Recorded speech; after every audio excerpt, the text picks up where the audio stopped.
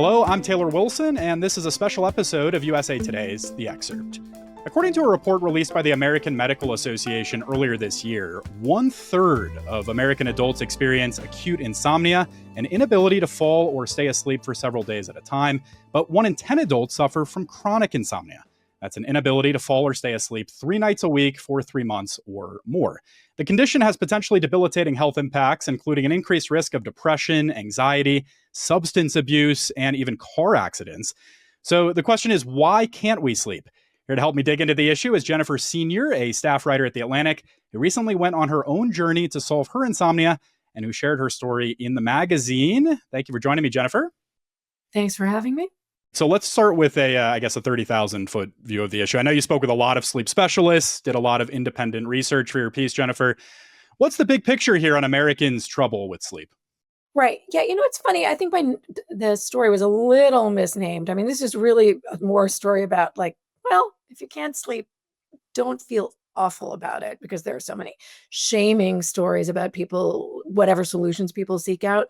I do talk in the beginning about the way that the modern world absolutely conspires against sleep, that it just lays waste to your circadian rhythms, that people work 2 jobs, 16.4% of us work non-standard hours. If you're a white collar kind of professional, you've got these woodpecker like peck, peck, peck incursions into your life all night and weekend long from your bosses. Work sort of never ends. I mean, we're just no longer yoked to the rhythms of the earth anymore. We're just part of this whir of a wired world. In the course of doing your research, was there something in particular that surprised you most about the problem? I'll tell you what would surprise me most, just generally. Whenever I interviewed any expert about this, and it didn't matter what species of expert, they could be an epidemiologist, they could be a neurologist, they could be a psychiatrist, they could be a clinician, all of them said the same thing. Not all of them, most of them.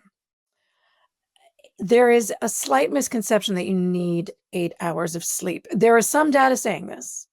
There is another equally robust data set saying 6.5 to 7.4 is associated with the best health outcomes. Now, it's very hard to tell. These studies are observational. They are not randomized. There was all sorts of, confounds and problems with this. But this one study in particular had 1 million people in it. It's been replicated. There are plenty of people who believe this data, and people vary. And over the course of a lifetime, your individual sleep capacity could change. So in a funny way, that was what surprised me most, right? That this mantra, which is kind of a tyranny, get 8 hours or else. Well, you talk, Jennifer, about the modern world conspiring against us and our sleep. And I guess let's try to outline a few of the possible causes of what you call a public health emergency, right? What can you share with us here on this? About other causes, you mean, besides like the kind of modernity itself and kids working on, kids being assigned homework online, kids socializing online. I mean, adolescents are desperate for sleep. They're so hungry for it. And modern high schools and middle schools have them waking up preposterously early when their circadian rhythms are pitched forward. We've got a substantial sandwich generation that's taking care of young kids and their elderly parents. That's going to conspire against it. These are all immutable things. Also, there are elevated levels of anxiety now in our world. And anxiety itself is a huge source of, or can be a source of sleeplessness. Certainly can make one prone. So, I mean, those are additional examples, I suppose.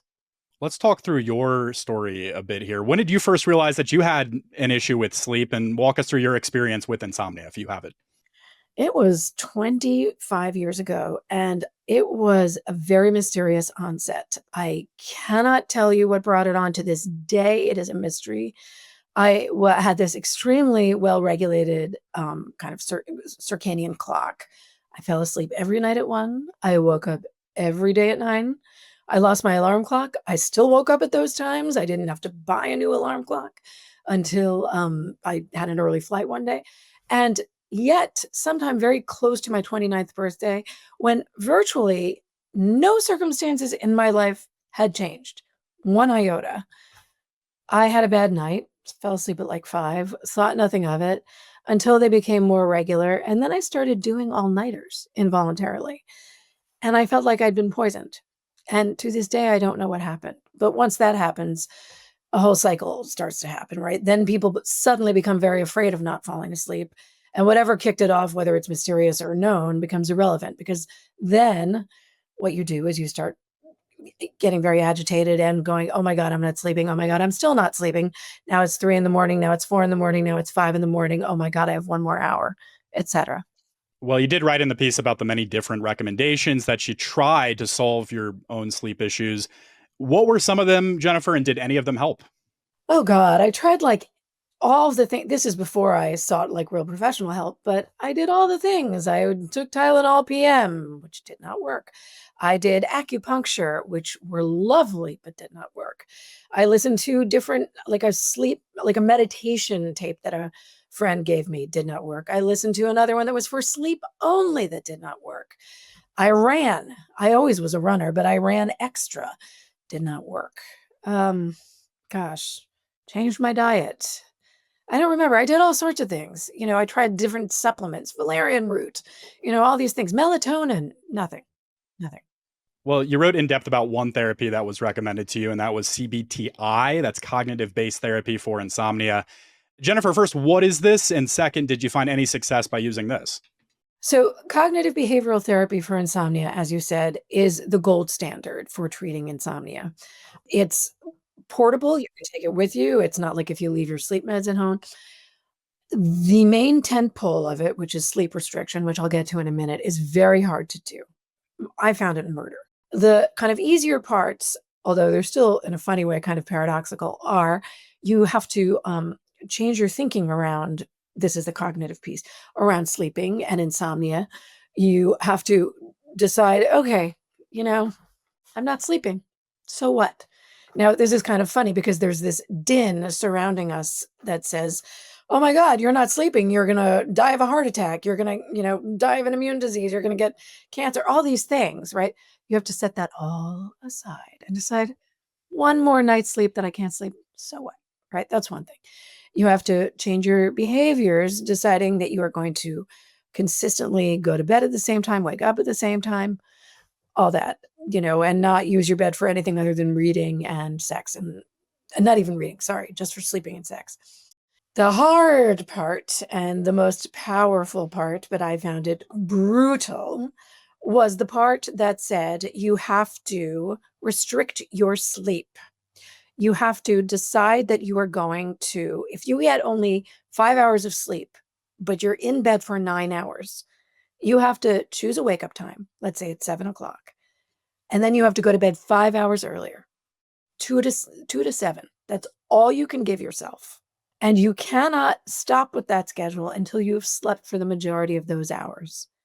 That's very hard for a sleepless person. And then once you've succeeded, all you get to add on is 15 more minutes of sleep. And then you have to sleep the majority of those hours for like 3 nights running. This is always for 3 nights running. And the idea is to build up enough sleep pressure to regularize yourself. You basically could capitulate to exhaustion and you start to develop a rhythm. I couldn't stick with it.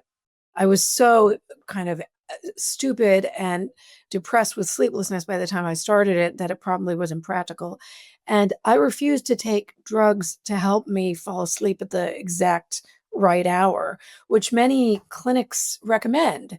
If you're going to go to bed and sleep from 2 to 7, take something at 1:30 so that you fall asleep at 2. But I was afraid of being dependent on drugs. And you can really wean yourself if you do it for a limited amount of time. You can wean yourself anytime, really, if you're shrewd about it and if you taper. So, but I think that I would tell people to try it and to try it sooner rather than later and to be unafraid of doing it in combination with drugs so that the schedule worked. Well, I'm happy you brought up drugs. I did want to bring that up just in terms of what experts are saying about their impact, even just drugs and alcohol kind of writ large, but sleeping pills specifically. What did you find in researching this in terms of drugs and alcohol? Well, there's a real stigma taking sleep medication, and I'm frankly a little sick of it. I'm not sure why this is so very stigmatized when, like, oh, they're drug addict, they're hooked on sleeping pills. It's framed as addiction. And people don't say that no one says that someone is addicted to their Ozempic, even though a lifestyle change could perhaps obviate the need.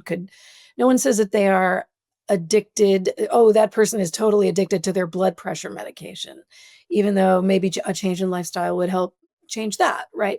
Or that they're addicted to their statins. So I sort of bristle.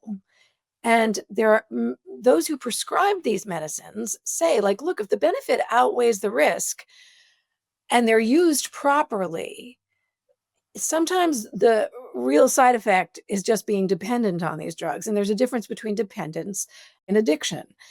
A surprisingly small number of people who take these drugs regularly, like benzodiazepines, like Ativan and, Ambien and Klonopin, all these things, a surprisingly small number, like 7%, increase their doses if they take it every night. So that's very small. However, there are cognitive decrements over time or not decrements, it can interfere with your memory, right?